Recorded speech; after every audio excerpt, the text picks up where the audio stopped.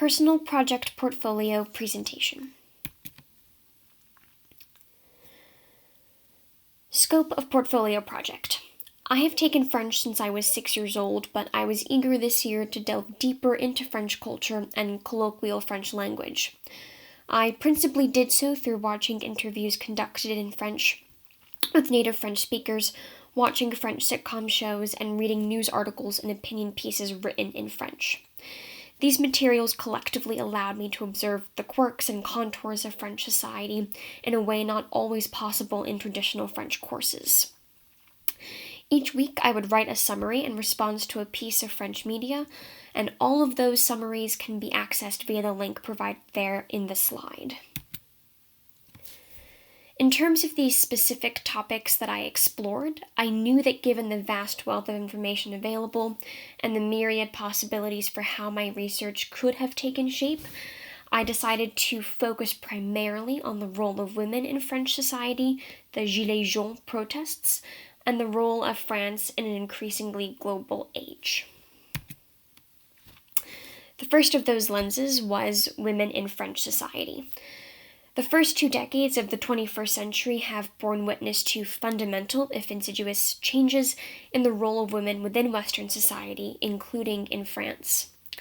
It's true that women's societal position has not changed in as explicit or visible a manner as it did during, for example, World War II, when women stepped into professional positions left open by men fighting in the war.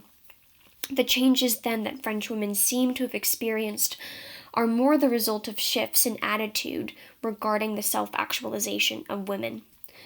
There seems to be a pervasive rejection throughout French society of the tendency to sort of bend and mold and shape women into what society thinks a woman should be: obedient, overtly or explicitly feminine, and placid. This is manifest in how women are more openly discussing issues of body image, mental and chronic illness, as well as sexual harassment.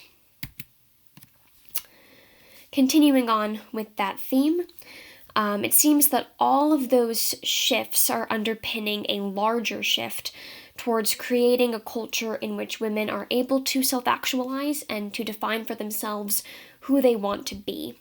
A commitment to creating such a culture has been institutionalized by the appointment of Marlène Schiappa as the first minister in the French government for gender equality. Her office has undertaken an aggressive campaign to stem sexual harassment. She has proposed, for example, legislation that would impose a fine even for those who catcall women in the streets, as well as to open more professional and educational opportunities to women and girls. And the mere fact that there exists a position within the French government for advancing gender equality reveals 2 things. Firstly, that French society has acknowledged gender-based disparities, and secondly, that they have made a firm and explicit commitment to addressing the root causes of those disparities. The next topic was the Gilets jaunes. It's perhaps the most important news story to emerge from France this year. The protests began as opposition to a proposed tax increase in the prices of fuel and diesel, yet they soon snowballed into a broader resistance to the perceived elitism of the Macron government. The people most directly affected by those proposed tax increases would not have been wealthy city dwellers, but rather members of the middle and working French classes who rely on cars as a means of traveling to school and to work in a way that their urban counterparts simply don't. And this cemented for a lot of people the sentiment held by many that Macron's government, and indeed Macron himself, was out of touch with the needs and realities of everyday French people. Now, it's important to note that while the core thesis of the protests, which was that the Macron administration must pay more mind to the concerns of all French people, was widely embraced and supported throughout France, the protests did take a very violent turn that only intensified divisions both within the movement itself as well as within broader French society. The protests did compel Macron to embark upon a nationwide listening tour known as the Grand Débat, The goal was to hear directly from as many French people as possible, as well as to make the explicit statement that Macron had heard their concerns and was willing to incorporate those concerns into legislative action. The tour was met with moderate support, though it has yet to result in any real concrete legislative action aside from the repeal of the proposed gas and diesel prices. There is immense concern that the dissatisfaction and disillusionment of the French middle and working class will manifest in support for far-right candidates who purport to be champions for the quote-unquote forgotten members of society.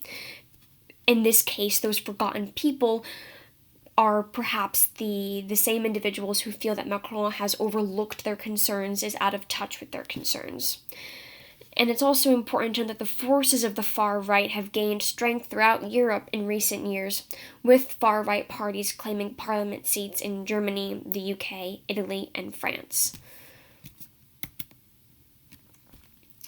I felt it was also important to sort of examine France through an international lens and to think critically about how France itself sort of interacts with and relates to an increasingly sort of globalized Europe.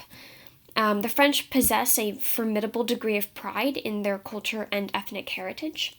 However, the number of immigrants entering France on an annual basis has increased exponentially in the first 2 decades of the 21st century. The vast majority of these immigrants come from predominantly Muslim countries in the Middle East, where religious conflict and civil war have forced hundreds of thousands of civilians to apply for asylum in European countries, including France. This has posed a very unique set of challenges for the country, including how to screen for national security risks, the inevitable diversification of ethnically homogeneous populations, as well as how to contend with outward manifestations of Islam in a country that has been extremely secular for much of modern history.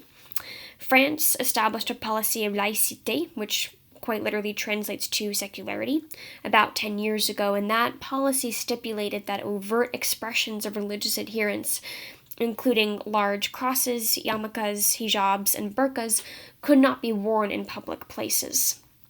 Opponents perceived this as anti-Muslim legislation targeted at the increasing number of Muslim immigrant women who wore hijabs and burqas in public places throughout Paris and France.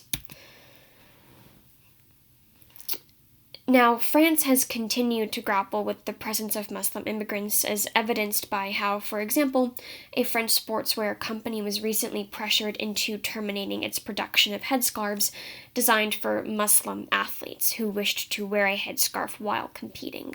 And also, like many European nations, France has struggled with the significant number of French nationals who have traveled to Syria to join the Islamic State.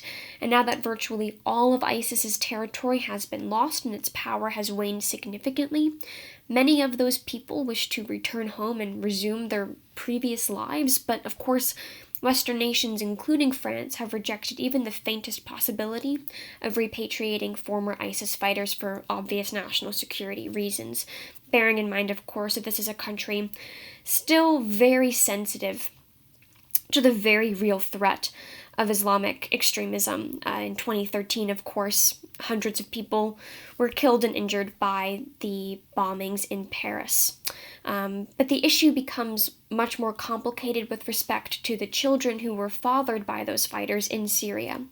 France has agreed to pursue the repatriations of some of those children, but their mothers are not eligible for repatriation with their children in France. This means that the children will be placed with relatives, which has in turn raised another set of concerns about taking children away from their mothers at a young age. Yet France is not at all alone in struggling to adapt to a world in which the movement of people is more fluid and also more consequential than ever before. And it will be interesting to continue observing how the French adapt to these new realities. And lastly, I thought it would be a good note to end on by reflecting upon what I sort of took away from my personal project portfolio. So as I mentioned previously, I've studied the French language for over a decade, but I never really had the chance to conduct a deep exploration of French culture and French society. And I found that in being able to analyze French culture and society through lenses that really interested me immensely, I was able to gain a really enhanced appreciation for French beyond what I have learned in an academic setting. I was also able to expose myself to colloquial French language, improve my French comprehension and communication skills, as well as work on my French writing. I am also very eager to experience French culture firsthand this summer when I travel to Paris and to observe how one of the world's oldest peoples is adapting to a radically new age. And with that, my presentation is concluded.